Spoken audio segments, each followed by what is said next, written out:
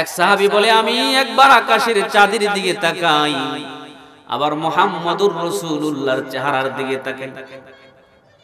আল্লাহর নবী বলেন, কিরে তুমি একবার আকাশের দিকে তাকাও আবার আমার চেহারার দিকে তাকাও, তার কারণ কি? কয় নবী গো, আকাশের চাঁদ আর আপনার চেহারার সাথে কম্পেয়ার করি, মিলাই, দেখি যে আকাশের চাঁদের চাইতে আমার নবীর চেহারাটা অনেক সুন্দর। সেই নবীর চেহারা দেখলে মানুষ পাগল হয়ে যাইতো। বাপ দাদার ধর্ম ছেড়ে কালেমা পড়ে মুসলমান হয়ে যাইত। ইকরামা বলে, ও সঙ্গী শোনো, সঙ্গী সাথীরা শোনো, মুহাম্মাদের সামনে পড়লে কালেমা পড়া লাগে, জীবনে কোনোদিন মুহাম্মাদের সামনে আর পড়ব না। চলো যাই, আরব সাগর পাড়ি দিয়া অন্য এলাকায় চলে যাই। একদল যুবক প্রস্তুত করে জাহাজে আরোহণ করে রওনা হয়ে গেল। তাফসীর ইবনে কাসির এসেছে, মধ্য সাগরে যাওয়ার পরে তুফান তরঙ্গ শুরু হয়েছে। আমার মুসলমান ভাইরা, সাগরের মাঝখানে যখন তরঙ্গ তুফান শুরু হয়েছে, এবার নিজের জান নিয়ে টানাটানি। হায় রে, এই বিপদ মুহূর্তে আমাদের কি কে বাঁচাবে? এখন যদি আমাদের মরণ হয় তো সলিল সমাধি হবে, আমাদের লাশের গন্ধ আমাদের বাবা মা দেখবে না, পাবে না, আমাদের খবর এই জগৎবাসী শুনবে না। তারা লাত উজ্জাকে ডাকতেছে, হবলকে ডাকতেছে, মানাতকে ডাকতেছে। যতই ডাকে ততই তরঙ্গ তুফান বাড়তে থাকে। এবার যুবকগুলো জাহাজের এক জায়গায় জমা হইয়া মরার জন্য প্রস্তুতি নিছে। চলো রে, এই বুঝি আমাদের জীবনের শেষ সময়, আর দুনিয়ায় বেঁচে আমরা থাকবো না। মুহূর্তের মধ্যে হয়তো সাগর তলে আমরা তলিয়ে যাব। লাত উজ্জা মানাত হবলকে ডাকলাম, এই মুহূর্তে কোনো সহযোগিতা পাইলাম না। এমনিতেই আবু জাহেলের ছেলে ইকরামা বলে, ও আমার সঙ্গী সাথীরা, চলো না একটু মুহাম্মদের আল্লাহকে ডাকি। মুহাম্মদের আল্লাহকে আমরা লাও একটু ডাকি, দেখি এই তুফান থেকে আমরা উদ্ধার হইতে পারি কিনা। মুহাম্মদের আল্লাহকে কিভাবে ডাকবে তাও তো জানা নাই। সাগর তরঙ্গের মাঝখানে ইকরামা তার কণ্ঠ দিয়া মুহাম্মদের আল্লাহকে ডাকে, ও মুহাম্মদের আল্লাহ। লাত উজ্জা মানাত হবলকে ডাকলাম, কোনো উপকার পাইলাম না। সাগর তরঙ্গ তুফান থামলো না। ওগো মুহাম্মদের আল্লাহ, মেহেরবানি করে এই মুহূর্তে তরঙ্গ তুফান থেকে আমাদেরকে বাঁচাও। আল্লাহর কাছে চাইতে দেরি, আমার মাওলা পাক তরঙ্গ তুফান থামায়া দিতে দেরি করে নাই। আল্লাহ তাআলার আদেশ, এক নম্বর আদেশ, ওয়াবুদুল্লাহ, তোমরা আল্লাহর ইবাদত করো। আমরা ইবাদত করব কার? একটু কথাও বলতে হবে। এ আসমান কার? জমিন কার? আমি কার? আদেশ চলবে কার? হুকুম চলবে কার? আল্লাহ বলেছেন তোমরা আমার ইবাদত করো। এখন ইবাদত কাকে বলে? আল্লামা ফখরুদ্দিন রাজি রহমতুল্লাহি আলাইহি লেখেন, আল ইমতিসালু বি আওয়ামিরিল্লাহ, আল্লাহ তাআলা যত আদেশ করেছেন তা মান্য করা, ওয়াল ইজতিনাবু আন নাওয়াহিহি, আর যত বিষয়ে নিষেধ করেছেন তা থেকে বেঁচে থাকার নাম হচ্ছে ইবাদত। চাই সেটা মুআমালাতের ক্ষেত্রে হোক, মুআশারাতের ক্ষেত্রে হোক, মাকুলাতের ক্ষেত্রে হোক, মালবুসাতের ক্ষেত্রে হোক, অর্থাৎ নামাজ, রোজা, হজ, যাকাত, উঠা বসা, চলা ফেরা, যুদ্ধনীতি, অর্থনীতি, রাজনীতি, সমাজনীতি, সংস্কৃতি, যত বিষয় আপনি বলেন, সর্বক্ষেত্রে আল্লাহর আদেশ পালন করা এবং আল্লাহ যে বিষয়ে নিষেধ করেছেন তা থেকে বেঁচে থাকার নাম হচ্ছে ইবাদত। আশা করি বুঝতে পেরেছেন। এখন ইবাদতের মধ্যে সর্বসেরা ইবাদত কোনটি? যদি আমরা হাদিস থেকে জানতে চাই, রাসূল আকরাম সাল্লাল্লাহু আলাইহি ওয়াসাল্লাম ইরশাদ করেছেন, ইন্না খায়রা আমালিকুমুস সালাহ,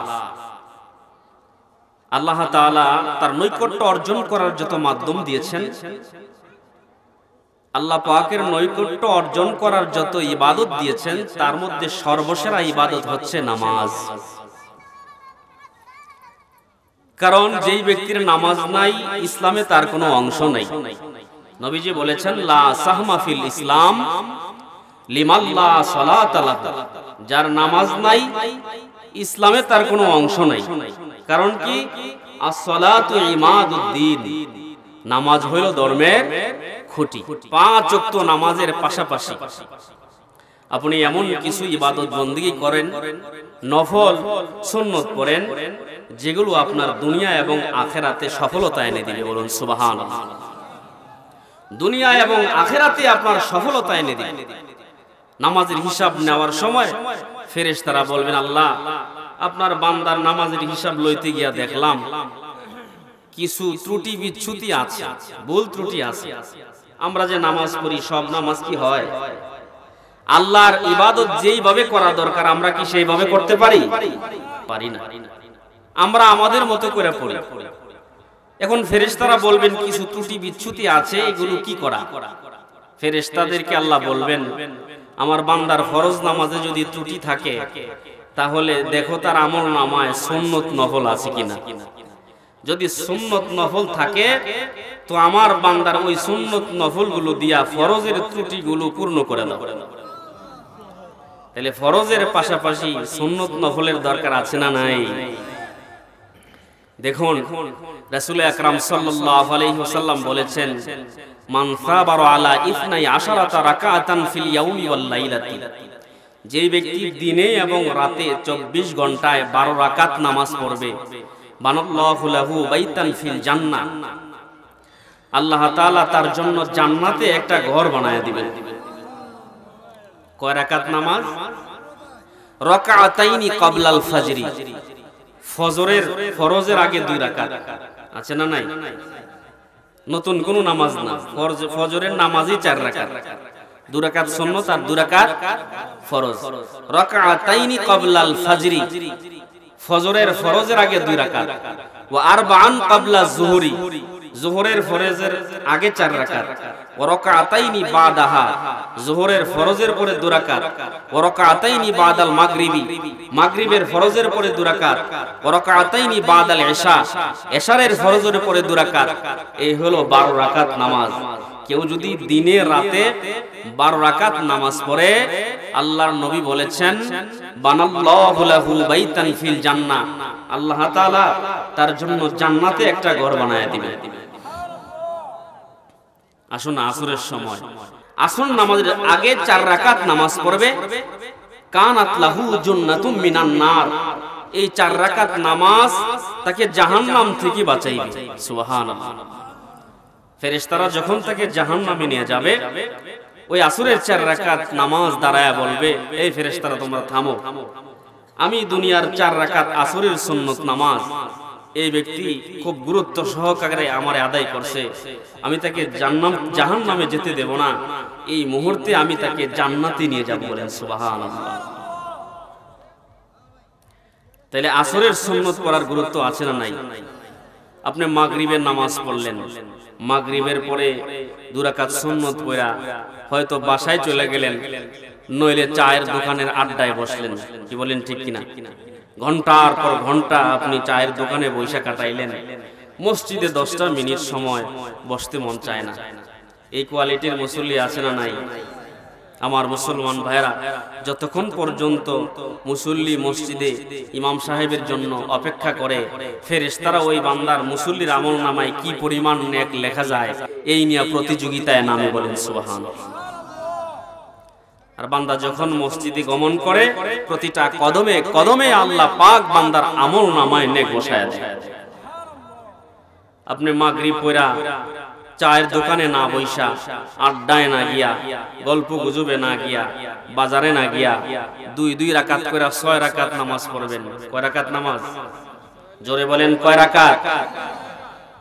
যেই ব্যক্তি মাগরিবের ফরজের পরে 2 রাকাত করে 6 রাকাত নামাজ পড়বে, 6 রাকাত নামাজ পড়েনওয়ালা ব্যক্তির আমল নামায় কি পরিমাণ সওয়াব জমা হবে, নবীজি সাল্লাল্লাহু আলাইহি ওয়াসাল্লাম বলেছেন, ওই ব্যক্তির আমল নামায় সিনতাই আশরাতা সানা 12 বছর নফল ইবাদত করার সমান সওয়াব তার আমল নামায় জমা হয়ে যাবে।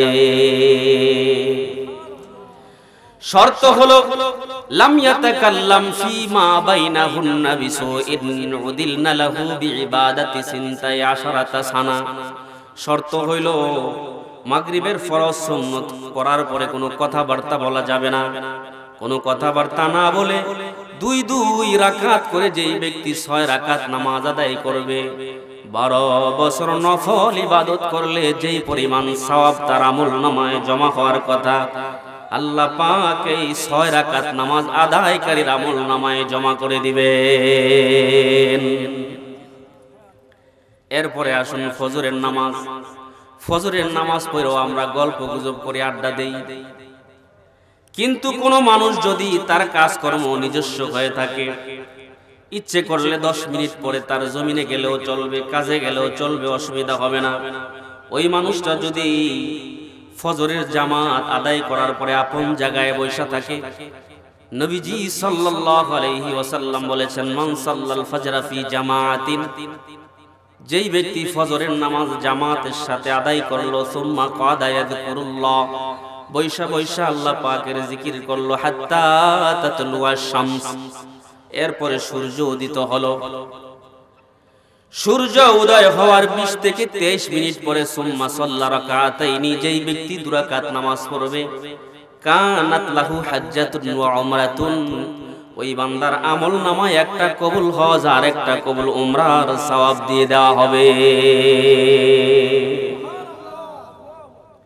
এই আমার মুসলমান ভাইরা, বাড়িতে বসে বসে ফজরের নামাজ পড়ে 20-23 মিনিট পরে 2 রাকাত নামাজ পড়লে একটা কবুল হজ আর একটা কবুল উমরার সওয়াব আপনি পেয়ে যাবেন। তাইলে জীবনে ফরজ নামাজের পাশাপাশি সুন্নত নামাজ আর নফল নামাজের দরকার আছে না নাই? এ জোরে বলেন, আছে না নাই? হায় হায়, আপনি যদি 5 ওয়াক্ত ফরজ নামাজ বা জামাত আদায় করেন, সুন্নত নফল আদায় করেন, তো আপনার জিম্মাদার আল্লাহ পাক হয়ে যাবে। আপনার মালের জিম্মাদার আল্লাহ নিয়ে নেবেন, আপনার জানের জিম্মাদার আল্লাহ নিয়ে নেবেন। আপনার পরিবার পরিজন, আত্মীয় স্বজন, ব্যবসা বাণিজ্য যা কিছু আছে সব কিছুর জিম্মাদারি আল্লাহ পাক তার কুদরতি হাতে তুলে নেবেন। মাসনবীতে আল্লামা জালালউদ্দিন রুমি রহমতুল্লাহি আলাইহি লেখেন, শাইবান রহমতুল্লাহি আলাইহি কিছু বকরি নিয়ে জঙ্গলে গেছে বকরি চরানোর জন্য।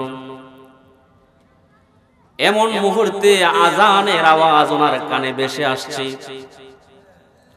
আল্লাহর বান্দা চিন্তা করে, আমি যদি বকরিগুলো এই চারণ ভূমিতে রেখে যাই, জঙ্গলের ভাগ বল্লভগুলো আমার বকরিগুলো খেয়ে ফেলবে। আর যদি আমি নামাজ আদায় না করতে যাই, হাসরের ময়দানে আল্লাহর আদালতে কি জবাব দিব?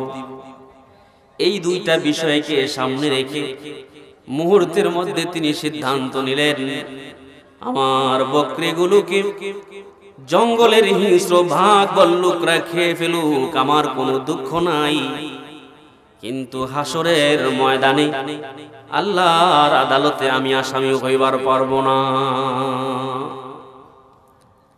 এই বলে তিনি গাছ থেকে একটা মরা ডালা হাতে নিলেন। গাছ থেকে একটা মরা ডালা হাতে লইয়া বকরিগুলো যেই চারণ ভূমিতে ঘাস খাইতেছিল, ওই বকরিগুলোর চতুর্দিকে একটা দাগ দিলেন, হামচুনি শাইবানে রাঈমি কাশিদ, হামচুনি শাইবানে রাঈমি কাশিদ, গেরদে বর্গেরদেরি মা খাতে পদিদ, গেরদে বর্গেরদেরি মা খাতে পদিদ। যেই চারণ ভূমিতে বকরিগুলো ঘাস খাইতেছিল, ওই চারণ ভূমিতে চতুর্দিকে একটা গোল দাগ দিলেন, গোল একটা রেখা টানলেন। গোল রেখাটাই না, যেদিক থেকে আজানের আওয়াজ আল্লাহর বান্দার কানে ভেসে আসছিল, ওই দিকে নামাজ আদায় করার জন্য তিনি রওনা হয়ে গেলেন। শুভ জুম্মা আমি শুধু ওয়াক্তে নামাজ, शुभ जुम्मा में शुदु वक्त नमाज, ताना यारद गिर गे आजा तर के ताज, ताना यारद गिर गे आजा तर के ताज। যেদিক থেকে আজানের আওয়াজ আল্লাহর বান্দার কানে ভেসে আসছে, ওদিকে রওনা হয়ে গেল। ধীর স্থিরতার সাথে নামাজ আদায় করে তিনি আবার যখন জঙ্গলায় প্রবেশ করলেন, জঙ্গলায় প্রবেশ করে দেখে গো ওই চারণভূমির ভিতরে বকরিগুলোর চতুর্দিকে যে রেখাটা টানছিলেন, দাগটা টানছিলেন, ওই দাগের বাহিরে বাঘ বল্লুকগুলো দাঁড়ায় আছে। একটা বাঘ বল্লুক বকরিগুলোর উপরে হামলা করবার সাহস পায় না। আর বকরিগুলো সেই দাগের ভিতরে নির্বিঘ্নে নির্ভয়ে নির্দ্বিধায় ঘাস খাইতেছে। একটা বকরিও বাঘ বল্লুকের ভয়েতে পালায় না। हिच गिर गे दरना रफ्ते अंदाज़े आप, हिच गिर गे दरना रफ्ते अंदाज़े आगू से पंदे हम ना गश्ते जाना शाह, उसे पंदे हम ना गश्ते जाना शाह। अल्लामा जलालुद्दीन रूमी रहमतुल्लाह अलैह लेखिन बदहर से गिर गए वहर से गुसांदे, बदहर से गिर गए वहर से गुसंदे, दायरा मुर्दे खुदारा बूदे बंद। আল্লাহর বান্দা আল্লাহর কুদরতি কদমে সিজদা দেবার জন্য চলে গেছে। আর আমার আল্লাহ বান্দার বকরিগুলোর জিম্মাদারি তার কুদরতি হাতে তুলে নিছে। তার মানে তিনি লেখেন ওই বকরিগুলোর চতুর্দিকে আল্লাহ পাক একটা দেয়াল তৈরি করে দিয়েছেন। ওই যে দাগ দিয়েছিলেন, এই দাগটাকে কুদরতি ভাবে দেয়াল বানায় দিয়েছেন। যেই দেয়াল থাকার কারণে একটা ভাগ বল্লুক দেয়াল ভেঙে বকরিগুলোর উপরে হামলা করতে পারে না। আর দেয়াল যেহেতু আছে জন্য কোনো বকরি ভিতরে ঘাস খাইতেছে, ভয়েতে কোনো বকরি পলায়ন করে নাই। যে মালিক সেই বকরির জিম্মাদারি নিয়েছিলেন, ওই মালিক আছে না নাই? এই ইমানি আওয়াজ তুলে বলুন, সেই মালিক আছে না নাই? আরো জোরে বলুন, ওই মালিক আছে না নাই? এজন্য রে বলি ভাই, ইবাদতের প্রতি মায়া মহাব্বত আগ্রহ ভালোবাসা আমাদের নাই। অথচ এই জমিনে একদল আশিক বান্দা রাজা বাদশারাও ওই মালিকের ইবাদত বন্দেগী এত আগ্রহ ভালোবাসা দিয়ে আদায় করেছেন, যার নজির এই পৃথিবীর জমিনে আর নাই। দেখুন না হযরত ইব্রাহিম ইবনে আদহাম রাহমাতুল্লাহি আলাইহি গভীর রাত ঘুম থেকে উঠা মনে মনে সিদ্ধান্ত নিছে, আজকের রাতটা আমি মাওলা পাকের কুদরতি কদমে সিজদা দিব। আর আমাদের অভ্যাস হলো রাত যখন গভীর হয় আড্ডা তখন ভালো জমে, ঠিক না বেঠি? আল্লাহর বান্দা গভীর রাতে ঘুম থেকে জাগ্রত হইছে, আশেপাশের মানুষজন আপন বাসায় ঘুমায়, পশু পাখি গুলো আপন নিরে ঘুমায়, কিন্তু ইব্রাহিম ইবনে আদহাম রাহমাতুল্লাহি আলাইহি মাওলা পাকের কুদরতি কদমে সিজদা দেওয়ার জন্য একটু পানি তালাশ করতেছিলেন। কোথাও পানি নাই, ঘরের কোথাও পানি না পাইয়া তিনি বালতি রশি নিয়া জঙ্গলের ভিতরে ঢুকলেন। তিনার জানা আছে ওই জঙ্গলায় পানি। জঙ্গলার ভিতরে ঢুকা একটা কুয়ার ভিতরে বালতি রশি ফেললেন। আস্তে আস্তে করে রশিটা টানতেছেন। একটা পর্যায়ে যখন বালতিটা ওনার কাছে আসে, তাকায় দেখে বালতিতে পানি নাই, আমার রব্বুল আলামিন ওই বালতিটাকে স্বর্ণ দিয়ে পূর্ণ করে দিয়েছে।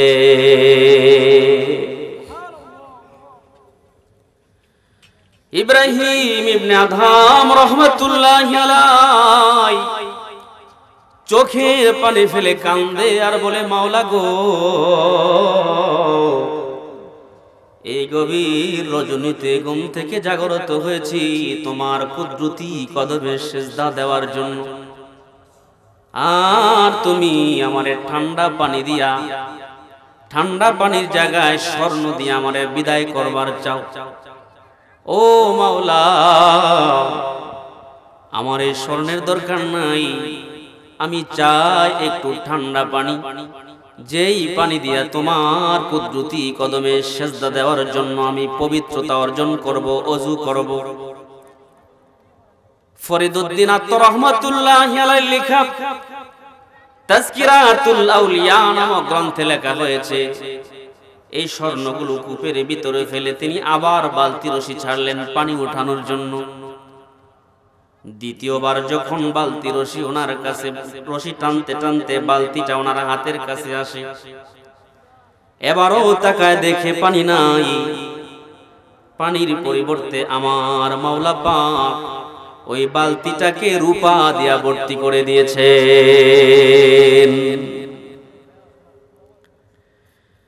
ইব্রাহিম ইবনে আদহাম রাহমাতুল্লাহি আলাইহি এবারও চোখের পানি ফেলে কান্দে আর বলে, আল্লাহ, ওযু করার জন্য পবিত্রতার পানি চাইছিলাম, তুমি আমাকে রূপা দিয়া বিদায় করবার চাও। ওগো মাওলা, দরকার নাই তোমার এই রূপা, আমি রূপা নেব না। রূপাগুলো তিনি ফেলে দিলেন, আবার তিনি বালতি রশি ছাড়লেন। তৃতীয়বার যখন বালতিটা হাতের কাছে আসে, এবার তাকায় দেখে এবারও পানি নাই, পানির পরিবর্তে আল্লাহ পাক স্বর্ণ রূপার চাইতে দামি মুতি দিয়া সেই বালতিটাকে পূর্ণ করে দিয়েছে। সেই আল্লাহ আছে না নাই? চিন্তা করে দেখুন, স্বর্ণ রূপা মুতির কাছে তিনি বিক্রি হন নাই। স্বর্ণ রূপা মুতির চাইতেও দামি মনে করেছেন পবিত্রতা অর্জন করার পানি, যেই পানি দিয়া পবিত্রতা অর্জন করে মাওলা পাকের কুদরতি কদমে সিজদা দিবে। আর বর্তমান যুগের মানুষ সব চাইতে দামি হচ্ছে চায়ের দোকানের আড্ডা, টেলিভিশনের আড্ডা, সপ্তাহে একদিন শুক্রবারে মসজিদে যায়, আর বাকি সময় খুঁজেও পাওয়া যায় না। আছে না নাই? এ জোরে বলেন, আছে না নাই? এজন্য আল্লাহ জাল্লা শানুহু আদেশ করেছেন, প্রথম আদেশ ওয়াবুদুল্লাহ, বান্দা তুমি আমি আল্লাহর ইবাদত করো। আমরা ইবাদত করব কার? এ জোরে বলুন, ইবাদত করব কার? হার হালাতে মাওলা পাকের ইবাদত করতে হবে। বান্দা যখন হার হালাতে মাওলা পাকের ইবাদত করে, ও বান্দাকে আল্লাহ পাক তার কুদরতি জিম্মাদারিতে তুলে নেয়। 2 নম্বর আদেশ করেছেন, ওয়ালা তুশরিকু বিহি শাইআ, বান্দা আমি আল্লাহর ইবাদত করবা। আর 2 নম্বর আদেশ হচ্ছে, আল্লাহর সাথে কাউকে শরীক করবা না। আল্লাহর সাথে কাউকে অংশীদার সাব্যস্ত করবা না। আল্লাহর সাথে কোনো কিছুকে মিলায়া দিবা না। আমাদের সমাজ বড় অদ্ভুত সমাজ। আমাদের সমাজের 99% মানুষ শিরকের সাথে লিপ্ত। আমরা বিভিন্ন শিরকি কাজ এবং শিরকি কথাবার্তা বলি, যার কারণে আমাদের দুনিয়াও বরবাদ হচ্ছে, আখিরাতও বরবাদ হচ্ছে। এখন প্রশ্ন হচ্ছে, শিরক কাকে বলে? আমি এই কথাটা একটু পরে বলছি। হয়তো আপনারা শিরক কি জিনিস এটা উলামা একরামদের কাছ থেকে শুনেছেন। শিরক মানে আল্লাহর সাথে অংশীদার সাব্যস্ত করা। একটু আওয়াজ তুলে বলুন, আল্লাহর সাথে অংশীদার সাব্যস্ত করা। এখন কেউ যদি আল্লাহর সাথে অংশীদার সাব্যস্ত করে, তাহলে তার কি কি ক্ষতি হতে পারে? জানতে রাজি আছেন? জোরে বলেন, জানতে চান আপনারা? কেউ যদি আল্লাহর সাথে শিরিক করে তাহলে তার কি কি ক্ষতি হতে পারে? কোরআনুল কারীম থেকে আমি 5টা ক্ষতির আলোচনা করব। কেউ যদি জীবনে আল্লাহর সাথে শরীক করে, অংশীদার সাব্যস্ত করে, তাহলে তার 5টা ক্ষতি হবে। অসংখ্য ক্ষতির আলোচনা কোরআন হাদিসে আছে, আমি 5টা শোনাই। শিরিক করলে 1 নম্বর ক্ষতি হচ্ছে, যেই ব্যক্তি আল্লাহর সাথে শিরিক করবে ওই ব্যক্তিকে আল্লাহ ক্ষমা করবেন না। কি করবেন না? যেই ব্যক্তি আল্লাহর সাথে শিরিক করবে ওই শিরিককারীকে, অংশীদার সাব্যস্তকারীকে আল্লাহ পাক ক্ষমা করবেন না। দলিল হচ্ছে সূরাতুন নিসার 48 নম্বর আয়াত। আল্লাহ জাল্লা শানুহু বলেন, ইন্নাল্লাহা লা ইয়াগফিরু আন ইউশরাকা বিহি। আল্লাহ পাকের সাথে যেই ব্যক্তি অংশীদার সাব্যস্ত করে ওই ব্যক্তিকে আল্লাহ ক্ষমা করবেন না। এটা হলো শিরিক করার 1 নম্বর ক্ষতি। যে ব্যক্তি আল্লাহর সাথে শিরিক করে ওই ব্যক্তিকে আল্লাহ ক্ষমা করবেন না। শিরিকের 2 নম্বর ক্ষতি হচ্ছে, যে ব্যক্তি শিরিক করবে সে মহাপাপে আবদ্ধ হলো।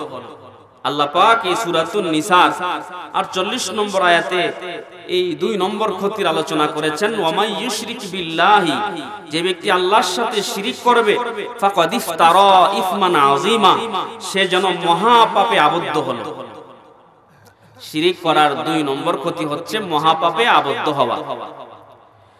শিরিক করার 3 নম্বর ক্ষতি হচ্ছে, সূরাতুন নিসার 116 নম্বর আয়াতে আল্লাহ পাক বলেছেন, যে ব্যক্তি শিরিক করবে ওই ব্যক্তি গুমরাহির চূড়ান্ত সীমানায় পৌঁছে যাবে।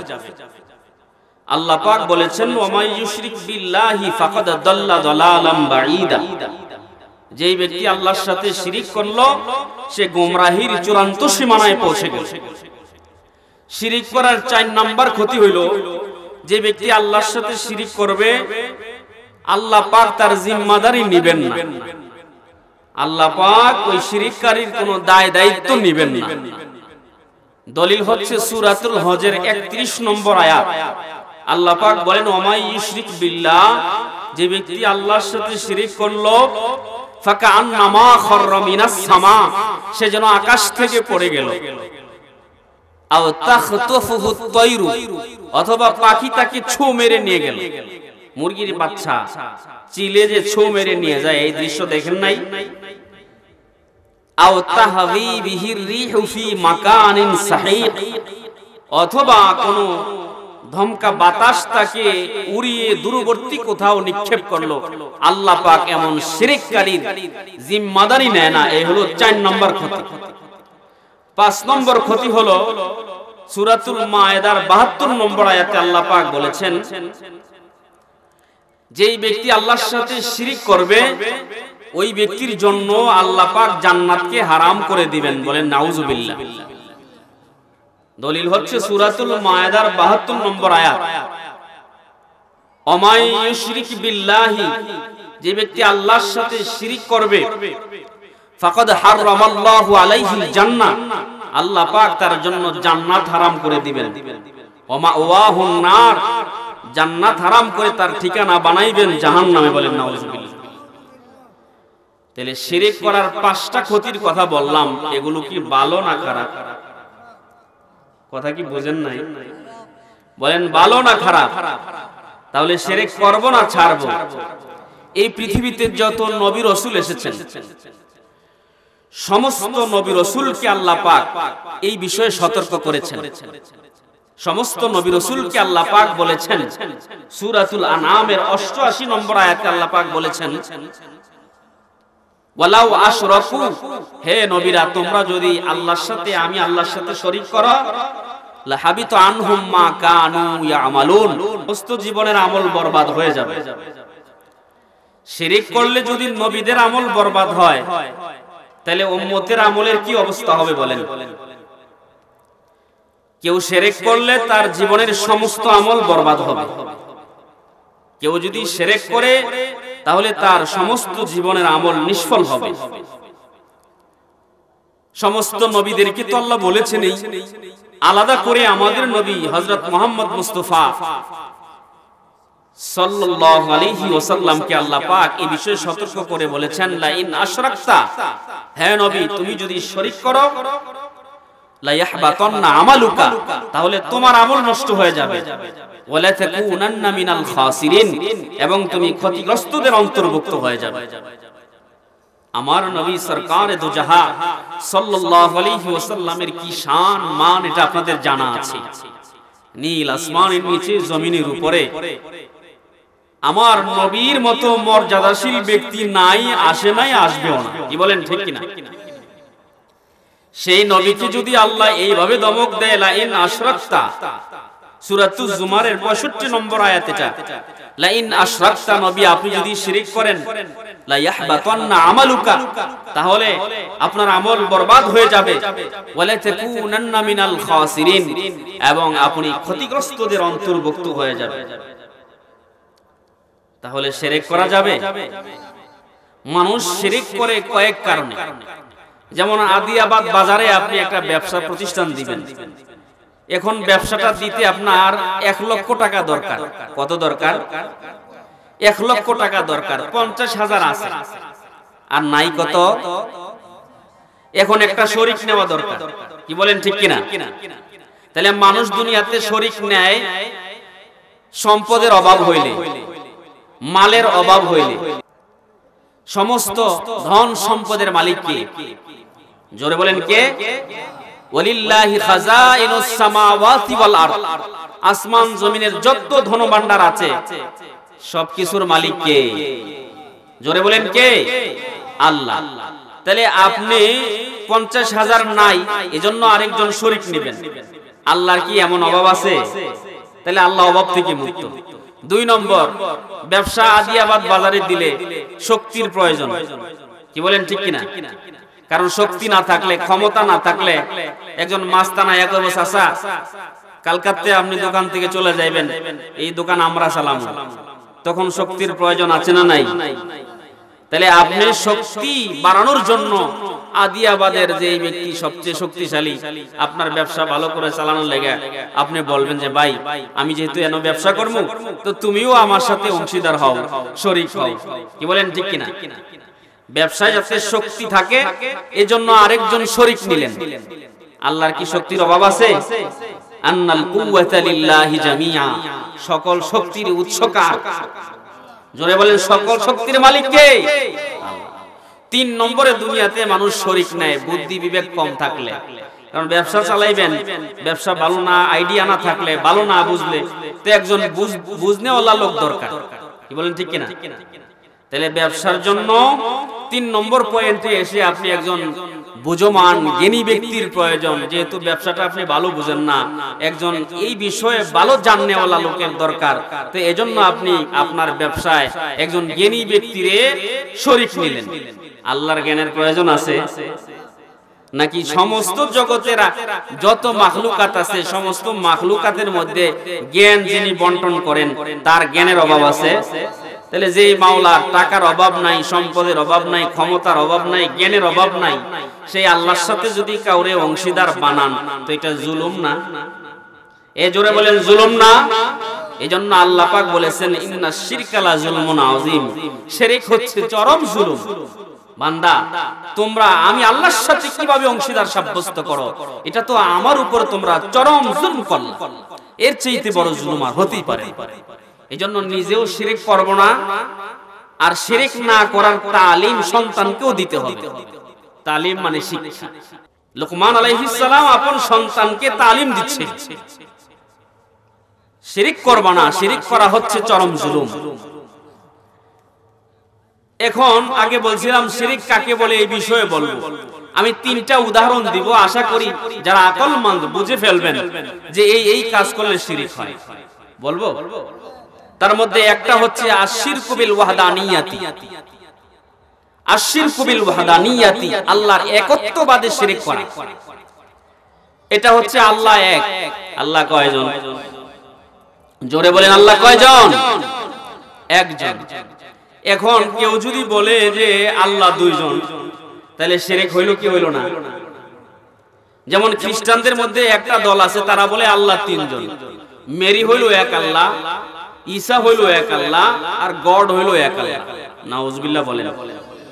আর মুসলমানদের আকীদা ও বিশ্বাস হচ্ছে আল্লাহ কয়জন? যদি এক আল্লাহ ছাড়া ভিন্ন কোনো আল্লাহ হইতো তাহলে কি অসুবিধা হইতো? এটাও আল্লাহ কোরআনে সূরাতুল আম্বিয়া 22 নম্বর আয়াতে বলে দিয়েছেন, লাউ কানা ফীহিমা আলিহাতুন ইল্লাল্লাহু লাফাসাদাতা। এক আল্লাহ ছাড়া যদি ভিন্ন কোনো আল্লাহ থাকতো তাহলে আসমান জমিন ভেঙে চুরমার হয়ে যেত।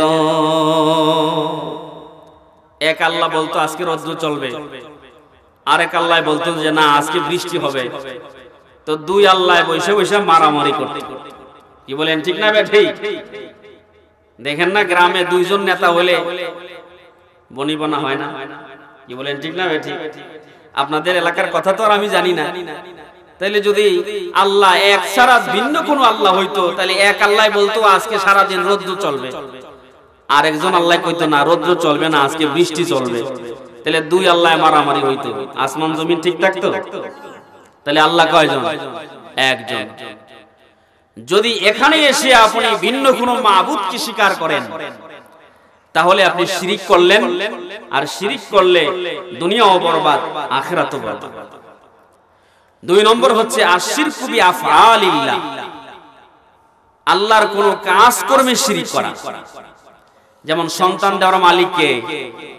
জোরে বলেন। আমাদের দেশে কিছু মানুষ আছে যে বাবাও সন্তান দিতে পারে, আপনাদের দেশে আছে কিনা আমার জানা নাই। বাবার কাছে সন্তান চায়, মাজারে সন্তান চায়, পীরের কাছে সন্তান চায়। এই কোয়ালিটির লোক আছে না নাই? তাহলে সন্তান দেওয়ার মালিক কে? এই গুণ কার আছে? রিজিকের মালিক কে? কোরআনুল কারীমে আল্লাহ পাক বলেছেন, ওয়ামা মিন দাব্বাতিন ফিল আরদি ইল্লা আলাল্লাহি রিজকুহা। জমিনে যত বিচরণশীল প্রাণী আছে সমস্ত বিচরণশীল প্রাণীর রিজিকের জিম্মাদারি আল্লাহর হাতে। তাহলে রিজিকের মালিক কে? হায়াতের মালিক, মওতের মালিক। এই সমস্ত গুণ যদি আপনি কাউকে দিয়ে দেন তাহলে শিরিক হইল, আর শিরিক হইলে সঙ্গে সঙ্গে আপনার দুনিয়া আখিরাত বরবাদ হইল, আপনার ঈমানও চলে গেল। তাইলে সমস্ত ক্ষমতার মালিক আল্লাহ, আর সমস্ত গুণ যেগুলো আল্লাহর এগুলো কাউকে দেওয়া যাবে, যদি দেন তাহলে শিরিক হবে। কি হবে? শিরিক হবে। 3 নম্বরে আশিরকু বিল ইবাদাতি, 3 নম্বরে হচ্ছে ইবাদতে শিরিক করা। আমরা এই কপালটা একমাত্র কাকে দিব? কষ্ট হইতেছে আপনাদের? ইমানে আওয়াজ তুলে বলুন, কাকে দিব?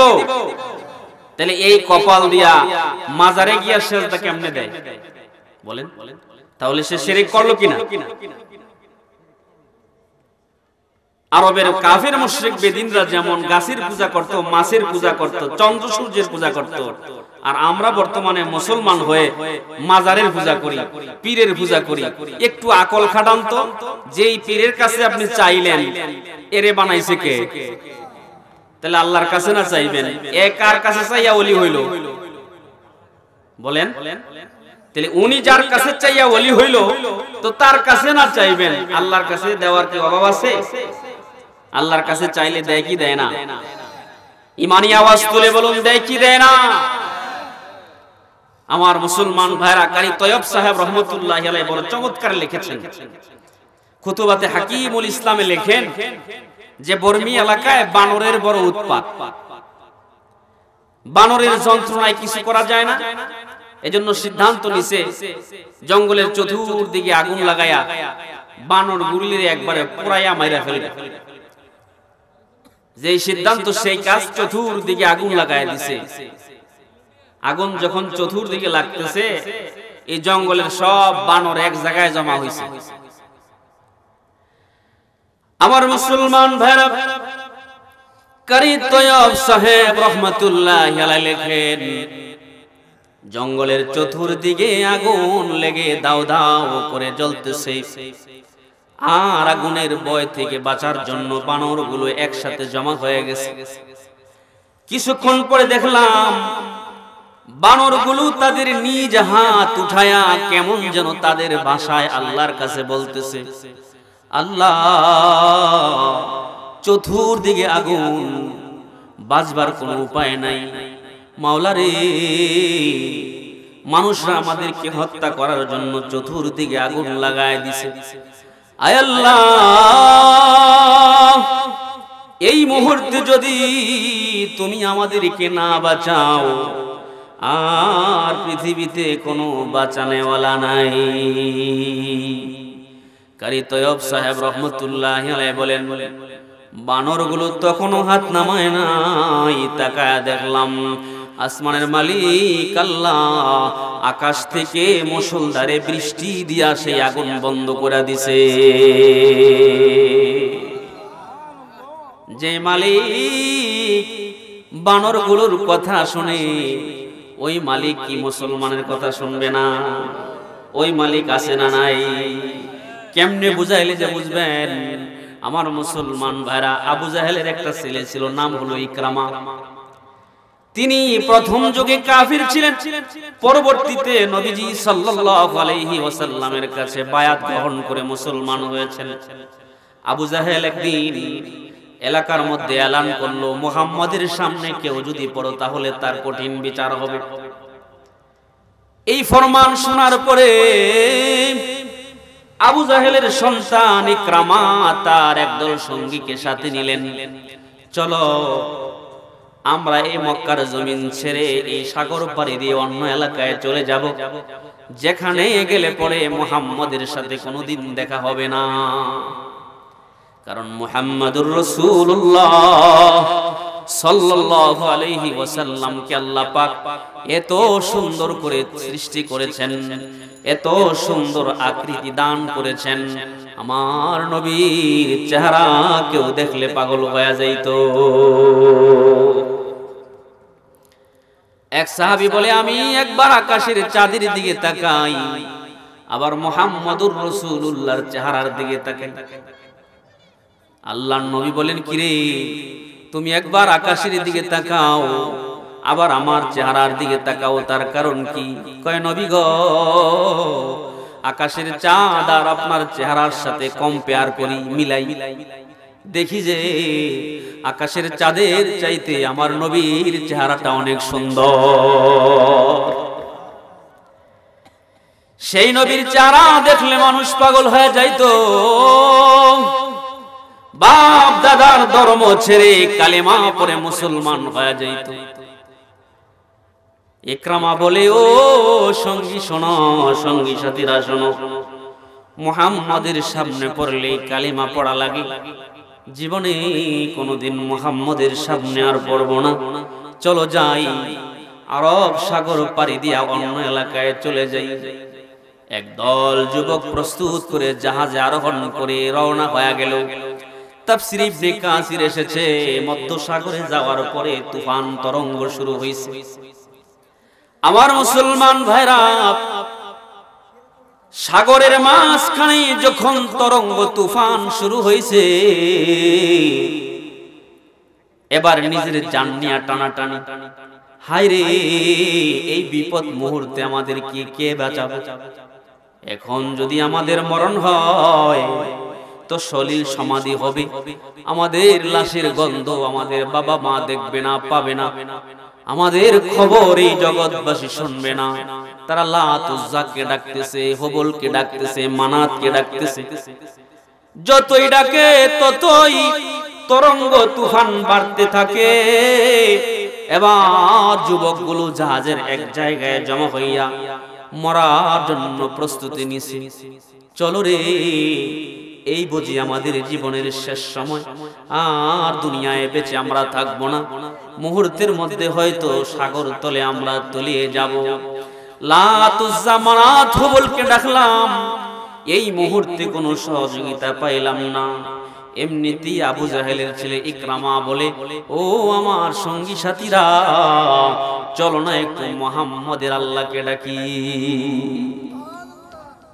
মুহাম্মাদের আল্লাহকে আমরা লাও একটু ডাকি, দেখি এই তুফান থেকে আমরা উদ্ধার হইতে পারি কিনা। মুহাম্মাদের আল্লাহকে কিভাবে ডাকবে তাও তো জানা নাই। সাগর তরঙ্গের মাঝখানে ইকরামা তার কণ্ঠ দিয়া মুহাম্মদের আল্লাহকে ডাকে, ও মুহাম্মদের আল্লাহ, লাত উজ্জা মানাত হবলকে ডাকলাম, কোনো উপকার পাইলাম না, সাগর তরঙ্গ তুফান থামলো না। ওগো মুহাম্মদের আল্লাহ, মেহেরবানি করে এই মুহূর্তে তরঙ্গ তুফান থেকে আমাদেরকে বাঁচাও। আল্লাহর কাছে চাইতে দেরি, আমার মাওলা পাক তরঙ্গ তুফান থামায়া দিতে দেরি করে নাই। কাফের চাইলো দেয়, আল্লাহু আকবার। কাফের সন্তানরা আমার আল্লাহর কাছে চাইলো, দিল। বানরেরা চাইলো আমার আল্লাহ, বানরকে আল্লাহ বৃষ্টি দিয়া ভিজায় দিল। সে আল্লাহ আছে না নাই? আর আপনি কেমনে পীরের কাছে চান, কেমনে মাজারের কাছে চান? ফরিদউদ্দিন আত্ম রহমতুল্লাহি আলাইহি লেখেন, গায়রে হাকারা হর কে কা হদায়ে পে সর, গায়রে হাকারা হর কে কা হদায়ে পে সর, কিস্তে দরালো মে আজ ও গুমরাহে তর। ওই ব্যক্তির চাইতে হতভাগা, ওই ব্যক্তির চাইতে গোমরা, ওই ব্যক্তির চাইতে দুর্ভাগা মানুষ আর কে হতে পারে, যে ব্যক্তি আল্লাহর কাছে না চাইয়া আল্লাহর সৃষ্টি কোন মাখলুকের কাছে চায়। তাহলে আমরা চাইবো কার কাছে? এই ইমানি আওয়াজ তুলে বলুন, চাইবো কার কাছে? অন্যের কাছে চাইলে শিরক হবে। এজন্য আল্লাহ পাকের 2 নম্বর আদেশ হচ্ছে, ওয়ালা তুশরিকু বিহি শাইআ। বান্দা, 1 নম্বর আদেশ হলো আমি আল্লাহর ইবাদত করবা, 2 নম্বর আদেশ হলো আমি আল্লাহর সাথে শিরক করবা না, 3 নম্বর আদেশ আল্লাহ পাক করেন, ওয়াবিল ওয়ালিদাইনি ইহসানা, তোমার বাবা মার সাথে তুমি ইহসান করবা। বাবা মা আসেনি? কার কার বাবা নাই হাত উঠান তো দেখি। বাবা নাই কার কার হাত উঠান? বাবা একটু কষ্ট করে উড়ান, শীতের মধ্যে হাত নামান। মা নাই কার কার হাত উঠান দেখি, হাত নামান। অনেকের মা নাই, অনেকের বাবাও নাই, কেউ নাই। অথচ আল্লাহ পাক 3 নম্বর আদেশ করেছেন, ওয়াবিল ওয়ালিদাইনি ইহসানা। বান্দা, তুমি তোমার পিতা মাতার প্রতি ইহসান করো। এখন ইহসান কি জিনিস? আল্লাহ পাক ইহসানের 5টা ব্যাখ্যা করছেন। কয়টা ব্যাখ্যা? 5টা ব্যাখ্যা করছেন। বান্দা, এই 5টা কাজ যদি তুমি তোমার মা বাবার সাথে করে থাকো তাহলে ইহসান করছো। আর যদি তুমি এই 5টা কাজ না করো তাহলে তোমার মার প্রতি বাবার প্রতি তুমি ইহসান করো নাই। তাইলে পিতা মাতার উপরে ইহসানের 5টা ব্যাখ্যা আল্লাহ নিজে করে দিয়েছেন। একটু মনোযোগ সহকারে শুনুন।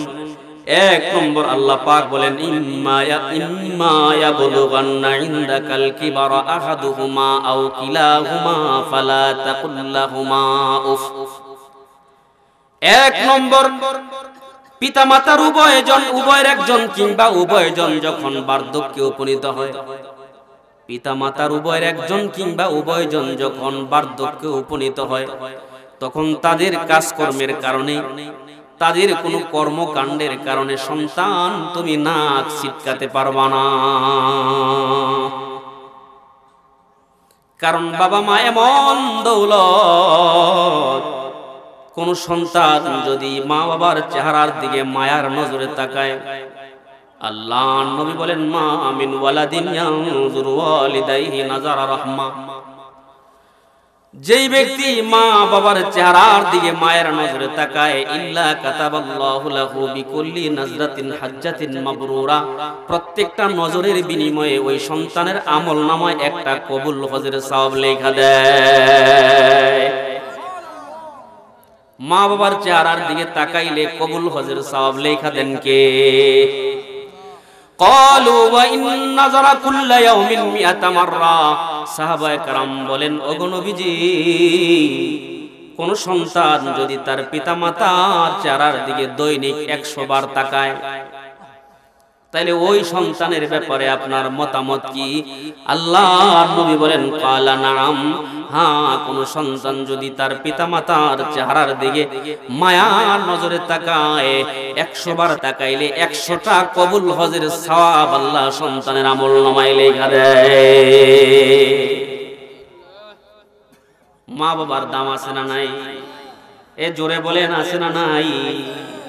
নবীজি সাল্লাল্লাহু আলাইহি ওয়াসাল্লামের কাছে একজন সাহাবী গিয়ে বলেন, ওগো নবীজি, আমি জিহাদে যাব, আমি হিজরত করব, আপনার কাছে বায়াত হচ্ছি, অনুমতি দেন। এই বিষয়ে আমি আল্লাহর কাছে সওয়াবের আশা রাখি। আল্লাহর নবী বলেন, ও সাহাবী, তোমার ঘরে কি তোমার মা বাবার কেউ বেঁচে আছে? কয়, আমার মাও আছে, বাবাও আছে। আল্লাহর নবী কয়, ফারজি ইলা ওয়ালিদাইকা, যাও যাও, তুমি তোমার মা বাবার নিকটে ফিরে যাও। ফাহসিন সুহবাতাহুমা, তুমি তোমার মা বাবার সাথে সদ্ব্যবহার করো। তোমার জিহাদের দরকার নাই, তোমার হিজরতের দরকার নাই। তোমার ঘরে যদি পিতামাতা থাকে, ওই পিতামাতার কাছে চলে যাও, ওই পিতামাতার খেদমতে তুমি লেগে যাও। কারণ এই পৃথিবীতে পিতামাতাই একমাত্র এমন মানুষ যারা সন্তানকে নিঃস্বার্থে ভালোবাসে।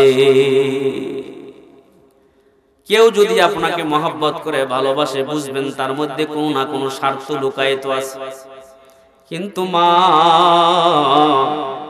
জন্মদাতা বাবা যে সন্তানকে ভালোবাসে, ওই মহব্বত আর ভালোবাসার মধ্যে কোনো স্বার্থ নাই।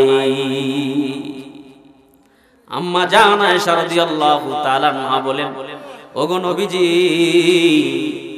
একটা মা তার সন্তানকে কত ভালোবাসে আমি নিজ চোখে তা দেখেছি। আল্লাহর নবী কয়, আয়েশা, কেমনে তুমি দেখলা? ওগো নবীজি, রমজান মাসে 2টা খেজুর লইয়া আমি সামনে বসেছি, ইফতারি করব। এমন মুহূর্তে একজন ভিখারি দরজার কাছে আইসা চোখের পানি ফেলে কান্দে আর বলে, মা, কে আছো? আজকে 3 দিন যাবত অনাহারে আছি, আমাকে একটু খাবার দিয়ে তোমরা সহযোগিতা করো। আম্মা জান আয়েশা রাদিয়াল্লাহু তাআলা আনহা বলেন, নবী, আমি খাদেমার হাতে একটা খেজুর দিলাম, যা ওই ভিখারির হাতে দিয়ায়। খাদেমা যখন ভিখারির হাতে খেজুরটা দিল, ওই ভিখারি খেজুরটা মুষ্টিবদ্ধ করে একটা দৌড় দিছে। আমি আয়েশা দূর থেকে তাকায় রইলাম, ওই মহিলাটা খেজুরটা মুষ্টিবদ্ধ করে দৌড়াইতেছে। অনেক দূরে যাইয়া ওই মহিলার 2টো সন্তান ক্ষুধার যন্ত্রণায় মাটির সাথে গড়াগড়ি করতেছে। দরদি মা সন্তানগুলোর কাছে যাইয়া ওই সন্তানগুলোকে ধুলাবালির থেকে উঠাইয়া মুষ্টিটা খুইলা খেজুরটাকে 2টা ভাগ কইরা সন্তান 2টার মুখে তুলা দিছে। 3 দিনের অনাহার মা ওই একটা খেজুর থেকে কোনো অংশ না খাইয়া একটা খেজুর 2 ভাগ কইরা 2টা সন্তানের মুখে তুলা দিছে। এমন দরদি মা যাদের দুনিয়ায় নাই। আহারে, মায়ের ভালোবাসা নিঃস্বার্থের ভালোবাসা। আম্মা জান আয়েশা সিদ্দিকা রাদিয়াল্লাহু তাআলা আনহা বলেন, ও নবী, এরপরে আমি বাকি খেজুরটাও আমার খাদেমার হাতে দিলাম, যা যা এই দ্বিতীয় খেজুরটাও ওই ভিখারির হাতে দিয়ায়। ওগো নবীজি, দূর থেকে দেখলাম ওই মহিলা দ্বিতীয় খেজুরটাও 2 ভাগ করে 2টা সন্তানের মুখে তুলে দিছে। মা 3 দিনের অনাহারী ছিলেন, ওই খেজুরটা থেকেও মা কোনো অংশ খায় নাই। এই হলো মায়ের নিঃস্বার্থের ভালোবাসা। এজন্য হাদিসে এসেছে 3 ব্যক্তির দোয়া আল্লাহ ফিরায়া দেন না। যখন দোয়া করে আল্লাহ পাক সাথে সাথে কবুল করে। তার মধ্যে 1 নম্বর হলো দাওয়াতুল মাজলুমি, মাজলুম ব্যক্তির দোয়া। 2 নম্বর হলো দাওয়াতুল মুসাফিরি, মুসাফির বান্দার দোয়া। 3 নম্বর হলো দাওয়াতুল ওয়ালিদি আলা ওয়ালাদিহি, পিতামাতা যখন সন্তানের জন্য দোয়া করে ওই দোয়াও আল্লাহ ফিরায়া দেয় না। চাই সেটা নেক দোয়া হোক অথবা বদ দোয়া হোক, নেক দোয়া হলেও কবুল করেন কে? বদদুয়া হলে কবুল করেন কে? দেখুন, এক মা নামাজের মুসাল্লায় বৈশা বৈশা সন্তানের জন্য দোয়া করে, আল্লাহ গো, আমার সন্তানটা দু চোখের আন্ধা, আমার সন্তান দু চোখে কিছুই দেখে না। তোমার আসমান জমিন গ্রহ রবি চন্দ্র নক্ষত্র হাজারো সৃষ্টি আমার সন্তান দেখে না। আমি মা সন্তানের জন্য দোয়া করি, আয় আল্লাহ আমার সন্তানের চোখে তুমি আলো দান করো। মা এখনো মুনাজাত শেষ করে নাই। মায়ের দোয়ার বরকতে আল্লাহ পাক সন্তানের চোখে আলো দান করছে। মায়ের দোয়ার বরকতে দু চোখের আন্ধা সন্তান আলো পাইয়া এমন আলো পাইছে, চাঁদনি রাতে চাঁদের আলোতে বৈশা বৈশা তিনি কিতাব লিখছেন। বাতির প্রয়োজন হয় নাই, মায়ের দোয়ার বরকতে চোখের জ্যোতি ফিরা পাইছে। যিনি মায়ের দোয়ার বরকতে চোখে আলো পেয়েছেন তিনি অন্য কেহ নয়, তিনি হচ্ছেন ইমামে বুখারী রাহমাতুল্লাহি আলাইহি। তাহলে মা যদি নেক দোয়া করে কবুল করেন কে? মা যদি বদদোয়া করে সেটাও কবুল করেন কে? যেমন নবীজি সাল্লাল্লাহু আলাইহি ওয়াসাল্লাম বলেছেন, সাহাবীরা রে, বনি ইসরাইলে একজন আবেদ ছিল, অনেক বেশি ইবাদত বন্দেগী করত। ইবাদত বন্দেগী করার জন্য আলাদা করে নির্জনে একটা ঘর বানায় নিছে। ওই ঘরে বৈশা বৈশা তিনি ইবাদত করে একদিন ওনার মা গিয়া ডাকছে, ইয়া জোরাইজ, এরে জোরাইজ। মা যখন সন্তানকে ডাক দিছে ওই সময় তিনি নামাজে দাঁড়ানো ছিল। হাদিসে এসেছে নবীজি সাল্লাল্লাহু আলাইহি ওয়াসাল্লাম বলেন, জোরাইজ তখন নামাজে দাঁড়ায় দাঁড়ায় ভাবতেছেন, ইয়া রব্বি উম্মি ওয়া সালাতি, ও রব, আমার নামাজ, আমার মা, আমি কি মায়ের ডাকে সাড়া দিব নাকি আমি তোমার ইবাদত করব? তিনি সিদ্ধান্ত নিলেন নামাজ শেষে মায়ের ডাকে সাড়া দিবেন। কিন্তু মা আর সেখানে দাঁড়াইলেন না, ডাইকে চলে গেছেন। একদিন পায় নাই, দ্বিতীয় দিনও পায় নাই, তৃতীয় দিনও পায় নাই। 3 দিনের মাথায় আয়েশা মা ছোট্ট একটু বদদোয়া দিছে। শুনবেন কি বদদোয়া দিছে?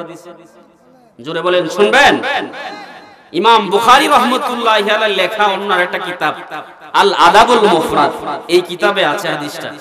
ইমাম শরফুদ্দিন নববী রাহমাতুল্লাহি আলাইহি লেখা রিয়াদুস সালিহিন নামক কিতাবে 259 নম্বর হাদিস। এটা মা সিঙ্গেল একটু বদদোয়া দিছে।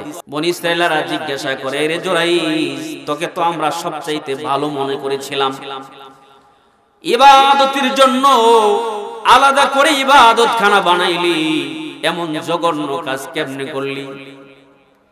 এখন নিজেকে যতই পরিচ্ছন্ন করার চেষ্টা করুক না কেন, কোনো কথাই তো শুনবেন না, কারণ সে তো বড় অপরাধী। এবার বনি ইসরাইলের কাছে একটা আবদার রাখছে, ও বনি ইসরাইল লোকেরা, তোমরা শোনো, যেই বাচ্চাটা আমার বাচ্চা বলে মহিলা দাবি করছে, ওই বাচ্চাটাকে নিয়ে আসো, আমি এই বাচ্চাটাকে জিজ্ঞাসা করি তার বাবার পরিচয় কি। এ তো আরো আশ্চর্য হইছে, ছোট্ট কোলের দুধের শিশু বাচ্চা কথা বলবে কেমনে? এই হাদিসে আসছে, আবু হুরায়রা রাদিয়াল্লাহু তাআলা আনহু বলেন, 3টা বাচ্চা শিশু অবস্থায় পৃথিবীতে কথা বলছেন। সুবহানাল্লাহ বলতেন না? 3টা শিশু বাচ্চা দুধের থাকাকালীন, দুগ্ধ পান করাকালীন কথা বলছেন। তার মধ্যে সাহেবে জোরাইজ, আজকে এই হাদিস বলতেছি, এই হাদিসে জোরাইজ রাহমাতুল্লাহি আলাইহি যিনি সাক্ষী দিয়েছেন, ওই বাচ্চাটা দুগ্ধ পান করা অবস্থায় সাক্ষী দিয়েছে।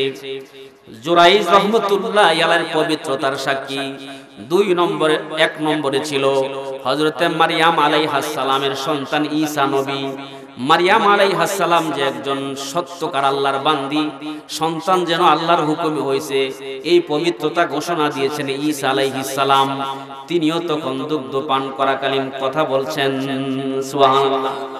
তিন নম্বর ব্যক্তি এই হাদিসের শেষ অংশে আসছে, ওইটা অনেক লম্বা, আলেমদের কাছ থেকে জেনে নেবেন। চতুর্থ আরেকটা কথা তাফসিরের কিতাবে আছে, যেটা ওই সূরা ইউসুফে আছে, যে ইউসুফ নবীর সাক্ষীও একটা ছোট্ট বাচ্চা দিয়েছে। এখানে মতানৈক্য আছে যে ওই বাচ্চা দেয় নাই, জুলাইখার আত্মীয় চাচাতো ভাইয়ের সাক্ষী দিয়েছে। তবে এই সহিহ সনদে তিনটা কথা বর্ণিত আছে, আর ওইটার সম্পর্কে কিছু কিলোকাল আছে। তার মানে তিনটা বাচ্চা শিশু অবস্থায় কথা বলছে, চতুর্থটা বাচ্চা না বুড়া মানুষ এ নিয়ে কথা আছে। বাচ্চাটাকে আনা হলো, জুরাইজ রাহমাতুল্লাহি আলাইহি এবার বাচ্চাটার সামনে গিয়া ফাতানা ফি বাতনি, পেটের মধ্যে খোঁচা দিছে। পেটের মধ্যে খোঁচা দিয়া বলে, ইয়া গোলাম মান আবুকা, এ ছেলে বলো তোমার পিতার পরিচয় কি? শিশু বাচ্চার জবান আল্লাহ পাক খুলে দিলেন পরিষ্কার ভাষায়, স্বচ্ছ ভাষায়। এবার শিশু বাচ্চা জবাব দেয়, ফুলানুর রাই, আমার বাবা হচ্ছে জঙ্গলের অমুক রাখাল। বনি ইসরাইলবাসী আবার পরিষ্কার বুঝে ফেলেছে এই আবেদ ব্যক্তি জুরাইজের কোনো দোষ নাই। এতক্ষণ ওনার সাথে যা করা হয়েছে, ওনার ইবাদতখানা ভাঙা হয়েছে, ওনাকে মারধর করা হয়েছে, ওনাকে হেনস্থা করা হয়েছে, সব কিছুই অন্যায় ছিল। এবার বনি ইসরাইলেরা বলে, আতাজালু সুমাতাকা মিন যাহাবিন, এ জুরাইজ, আমরা কি এখন তোমার এই ইবাদতখানাটা স্বর্ণ দিয়া বানায় দিব নাকি রূপা দিয়া বানায় দিব? কেমনে বানায় নিতে চাও? জুরাইজ রাহমাতুল্লাহি আলাইহি বলেন, ও বনি ইসরাইল লোকেরা, তোমরা শোনো, আমার স্বর্ণের দরকার নাই, রূপার ঘরের দরকার নাই। রুদ্দুহা কামা কানাত, ওই ঘরটা যেমন ছিল তেমন হলেই চলবে। তবে আমার এই হেনস্থার শিকার আমি কেন হইলাম? এই পরিস্থিতির শিকার আমি কেন হইলাম? এত অপমান আমি কেন পাইলাম? এত লাঞ্ছনা আমি কেন পাইলাম? এত গঞ্জনা কেন আমি পাইলাম? তার হাকিকতটুকুন জানাইতাম চাই। কয় কি আবার হাকিকত? কয় তার হাকিকত হলো, আদরাকতানি দাওয়াতা উম্মি, আমার মায়ের বদদুয়া আমায় নাগাল পাইছে। আসলে এত কিছু ঘটছে, কারণটা হইছে আমার মায়ের বদদুয়া। মায়ের কি দোয়া? তাহলে মা দোয়া করলেও লাগে, নেক দোয়াও লাগে, বদ দোয়াও লাগে। কি বলেন, লাগে কি লাগে না? এই হলো ইহসানের এক নম্বর ব্যাখ্যা। পিতামাতার উভয়ের একজন কিংবা উভয়জন যখন বার্ধক্যে উপনীত হবে, তাদের কোনো কথাবার্তায়, তাদের কোনো কাজকর্মে সন্তান তাদেরকে নাক ছিটকাতে পারবে না। দুই নম্বর হলো ওয়ালা তানহারহুমা, সন্তানের কোনো সন্তান পিতামাতাকে ধমক দিতে পারবে না। আমাদের এলাকার সন্তানরা পিতামাতারে ধমক দেয় কি দেয় না? এ জোরে বলেন, দেয় কি দেয় না? ঘরে গিয়া বাপের কয় বুড়া, মারে কয় বুড়ি, আছে না নাই? ও সন্তান, তুমি মা বাবাকে কেমনে বুড়া বুড়ি কও? এই মা বাবা বুড়া বুড়ি হইছে তোমারে লালন পালন করতে গিয়া, ঠিক না বেঠি? এই মা বাবারে কেমনে তুমি বুড়া বুড়ি কও? তুমি যদি তোমার মা বাবারে রাজি করাইতে পারো, তাহলে আল্লাহ তোমার উপর রাজি হয়ে যাবে। হাদিসে কুদসিতে আছে, মান রাদিয়ানহু ওয়ালিদাহু, যেই পিতামাতা সন্তানের উপর রাজি, যেই সন্তানের উপর পিতামাতা রাজি, ওয়ানা আনহু রাদিন, আমি আল্লাহ ওই সন্তানের উপর রাজি হয়ে যাই। একটা হাদিস মনে হইছে, কইতাম না? আম্মা জান আয়েশা সিদ্দিকা রাদিয়াল্লাহু তাআলা আনহা বসা, নবীজি একবার সময় কয়, ওরে আয়েশা, আজকে রাতে তো আমি একটা স্বপ্ন দেখছি। স্বপ্নে মাঝে মধ্যে আমরা দেখিনি। কি স্বপ্ন দেখলেন? আল্লাহর নবী বলেন, আয়েশা, স্বপ্নে দেখলাম সামিতু সাউতা কারিয়ান ইয়াকরাউ, আমি জান্নাতে ঘোরাঘুরি করতেছি, এমন সময় দেখলাম একটা কবরে সুন্দর করে একটা কারি সাপ আল্লাহর কালাম গুনগুন গুনগুন করে সুন্দর করে তেলাওয়াত করতেছে। এটা আমি স্বপ্নে দেখছি। স্বপ্নে দেখা আমার সঙ্গে যেই ফেরেশতারা ছিল, ফাকুলতু মান হাযা, আমি তাদেরকে জিজ্ঞাসা করলাম, কে রে? কোরআনুল কারীম এই কবরে বসে বসে এত সুন্দর করে মজা মজা করে তেলাওয়াত করে এই লোকটাকে। ক্বালু হাযা হারিসা ইবনে নুমান, ওই লোকগুলো ফেরেশতারা বলে, এই লোকটা হইল আপনার সাহাবী হারিসা ইবনে নুমান। পরের দিন সকালবেলা নবীজি সাল্লাল্লাহু আলাইহি ওয়াসাল্লাম হারেসা ইবনে নুমানকে গিয়া বলে, ওরে হারেসা ইবনে নুমান, জীবনে এমন কি আমল করো, কি ইবাদত করো, যে আমলের কারণে, ইবাদতের কারণে আমি গত রাত্রে কবরে দেখেছি তুমি কোরআনুল কারীম তেলাওয়াত করতেছো মজা করে করে। এবার সাহাবী বলেন, নবী গো, আমার তেমন কোনো আমল নাই, আমার তেমন কোনো ইবাদত নাই, তবে ছোট্ট একটা ইবাদত আছে, ছোট্ট একটা আমল আছে। সেই আমলটা হলো আমি আমার মা বাবার খেদমত করি, আমার খেদমতে আমার মা বাবা আমার উপর রাজি। এই যে মায়ের খেদমত করি, বাবার খেদমত করি, আমার উপর আমার মা রাজি, আমার বাবা রাজি, এজন্য আল্লাহ পাক হয়তো আমার উপর রাজি হয়ে গেছে। আল্লাহর নবী কয়, হ কাযালিকাল বিররু, কাযালিকাল বিররু, তোর বাপ মার কারণে তোর এই মর্যাদা, তোর বাপ মার কারণে তোর এই সম্মান। সুবহানাল্লাহ। 3 নম্বর ব্যাখ্যা হলো ওয়াকুল্লাহুমা কাওলান কারীমা, পিতামাতার সাথে নরম ভাবে কথা বলতে হবে, নরমি নরমি কথা বলতে হবে। ও সন্তান, তোমার যত নম্রতা আছে, ভদ্রতা আছে, সব হবে তোমার মা বাবার জন্য। সমাজের কিছু যুবক ভাইরা আছে, বন্ধু বান্ধবের সাথে খুব নরম নরম কথা কয়, ব্যবসা বাণিজ্যের সাথে যারা সম্পৃক্ত আছেন, ব্যবসায়িক ভাইদের সাথে খুব নম্র আচরণ করে, নম্রভাবে কথা বলে, কিন্তু ঘরের ভিতরে ডুইকা মার সাথে জাজালো কণ্ঠে কথা কয়, ঘরের ভিতরে ডুইকা বাবার সাথে জেংরি দিয়া কথা কয়, আছে না নাই? আল্লাহ বলে ওয়াকুল্লাহুমা কাওলান কারীমা। ইহসানের 3 নম্বর ব্যাখ্যা হলো, সন্তান, তুমি তোমার পিতামাতার সাথে মোলায়েম ভাষায় কথা বলবা। বাবার সাথে মার সাথে কেন মোলায়েম ভাবে কথা বলবা জানোনি? তাফসীরের কিতাবে পড়েছি, মা সন্তানের জন্য এমন 3টা কষ্ট করেছে, এমন 3টা কষ্ট মা সন্তানের জন্য করে, যেই কষ্টগুলো পৃথিবীর কোনো মানুষ সন্তানের জন্য করে না, এমনকি বাবাও সেই কষ্টগুলো করে না। 1 নম্বর হলো দুফাতিল হামলি, পেটে বহন করার কষ্ট। এটা কি বাবা করে? কথা বলেন, বাবা বাবা করে? গ্রামের মানুষ, এলাকার মানুষ, রাষ্ট্রের কোনো মানুষ করে? এটা কে করে? দুফাতিল হামলি, 3টা কষ্ট, এমন কষ্ট মা সন্তানের জন্য করে। তাফসীরের কিতাব থেকে বলতেছি, 3টা কষ্ট, এমন 3টা কষ্ট মা সন্তানের জন্য করে, পৃথিবীর কোনো মানুষ তার জন্য করে না, আপন বাবাও করে না। 1 নম্বর দুফাতিল হামলি, পেটে বহন করার কষ্ট, এটা মা করে। 2 নম্বরে দুফাতিল তালকি, প্রসব বেদনার কষ্ট, এটাও মা করে। কি বলেন ঠিক কিনা? একটা সন্তান পৃথিবীতে ভূমিষ্ঠ করবার সময় মা কত কষ্ট করে, বর্তমান সায়েন্স তার ব্যাখ্যা করেছে, মানব দেহের একসাথে 20টা হাড় গুঁড়ো করে ফেললে যেই পরিমাণ কষ্ট হবে, তার চাইতেও বেশি কষ্ট অনুভব করে মা সন্তানকে প্রসব করতে গেলে। তাহলে এই কষ্ট কে করে? 3 নম্বর কষ্ট হলো দুফাতিল বিলাদাতি, বাচ্চা ভূমিষ্ঠ হওয়ার পরে 2-2.5 বছর দুগ্ধ পান করায় কে? নাকি বাবাই করায়? জোরে বলেন, কে করে? দৈনিক যদি 8 বার একটা বাচ্চা দুধ খায়, 1 কোয়া করেও যদি দুধ খায়, তো 2 কেজি। তাহলে সপ্তাহে কয় কেজি? মাসে কয় কেজি? বছরে 2.5 বছরে কয় কেজি, কয় লিটার, কয় গেলেন দুধ খাইলেন? দুফাতিল বিলাদাতি, হিসাব করে আপনি মাথা হিট হয়ে যাবে হিসাব করলে, ঠিক না বেঠে? এজন্য সন্তান পিতামাতার সাথে মোলায়েম ভাষায় কথা বলতে হবে।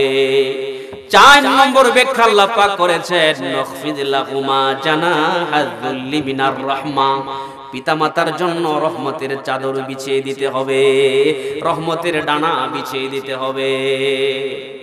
এখন প্রশ্ন হচ্ছে, হুজুর আমাদের কি আবার ডানা আছে নাকি যে বিছায়া দিব?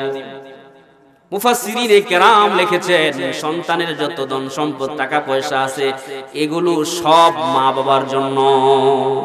এই বলেন কার জন্য? সন্তানের টাকা পয়সা, সন্তানের ধন সম্পদ সব মা বাবার জন্য।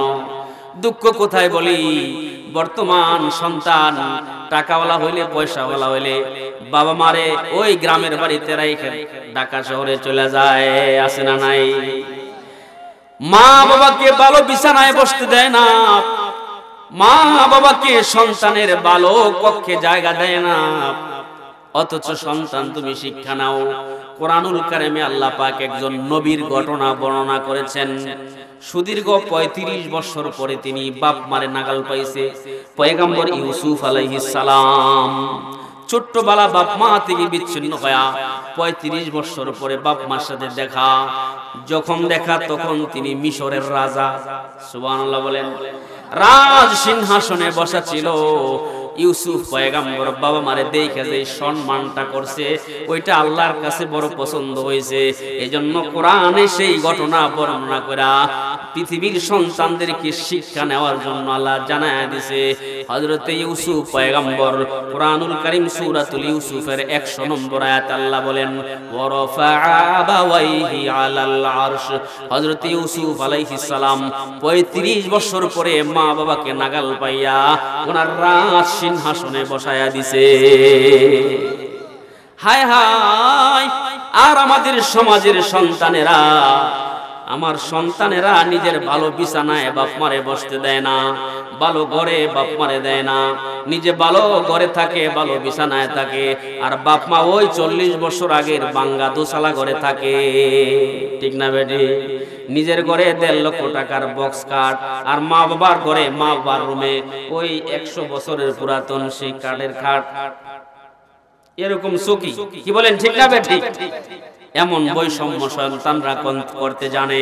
অথচ আল্লাহ তাআলা ৪র্থ নম্বর ব্যাখ্যা করে দিলেন, তোমার মা বাবার জন্য তুমি ডানা বিছিয়ে দিবা, রকমের ডানা। তুমি যা কামাই করো, তোমার যা সম্পদ আছে, তোমার যা অর্থ আছে, তোমার যা পয়সা আছে, সব হবে তোমার মা বাবার জন্য। আবার সমাজে কিছু সন্তান আছে মা বাবার খেদমত করে, ভালোই করে, এলাকাবাসীও কয় ছেলেটা খুব ভালো, বাপ মার খেদমত করে। কিন্তু ভালো করে মনে রাখো ভাই, তুমি মন থেকে করো নাকি দায় সারার জন্য করো, এটা আল্লাহ জানে কি জানে না? মন থেকে খেদমত করেন নাকি মন থেকে করেন না, এটা আল্লাহ জানে কি জানে না? সূরা বানী ইসরাঈলের ২৫ নম্বর আয়াতে আল্লাহ বলেন, রব্বুকুম আ'লামু বিমা ফি নুফুসিকুম। রব্বুকুম, রব, তোমাদের রব, আ'লামু, জানেন, বিমা ফি নুফুসিকুম, তোমাদের হৃদয়ে কি আছে সেটাও তোমাদের রব জানে। জানে কি জানে না? ইউসুফ আলাইহিস সালাম ৩৫ বছর পরে আপন মা বাবাকে নিজ রাজ সিংহাসনে বসাইছে। আর আমার নবী কি করছে দেখুন। আমার নবী সরকারে দু জাহান সাল্লাল্লাহু আলাইহি ওয়াসাল্লাম নিজের মাথার পাগড়ি মরুভূমিতে বিছায়া দিছে। একটা ভদ্র মহিলা এসে এই পাগড়ির উপরে বৈশা গেছে। নবীজিও পাগড়ির এক কর্নারে বসছেন। দীর্ঘ সময় কথাবার্তা বললেন। মহিলাটা পর্দা মেনটেন করে আসছিলেন। সাহাবীরা বুঝতে পারে নাই কোন মহিলা আসছে। ওই মহিলা যখন চলে গেছেন, সাহাবীরা জিজ্ঞাসা করে, ওগো নবীজি, জানতে চাই এই কে মহিলা, এত দামি মহিলা? আপনি মাথা থেকে পাগড়ি জমিনে বিছায়া দিলেন, আর আপনার পবিত্র পাগড়িতে মহিলাটা বসছে। জানতে চাই মহিলাটার পরিচয় কি? আল্লাহর নবী বলেন, ও সাহাবীরা শোনো, ওই মহিলাটা অন্য কেউ নয়, এই মহিলাটা হচ্ছে আমার দুধমা হালিমাতুস সাদিয়া। মায়ের সম্মানে আমার নবী মাথার পাগড়ি মাটিতে বিছায়া দিছে। এর সন্তান, অনুরোধ করে বলি, ঘরে যখন তোমার বৃদ্ধ মা বাবা আছে, মা বাবার সাথে তুমি খারাপ আচরণ করবা না। তোমার ধন সম্পদ, টাকা পয়সা মা বাবার জন্য তুমি খরচ করবা।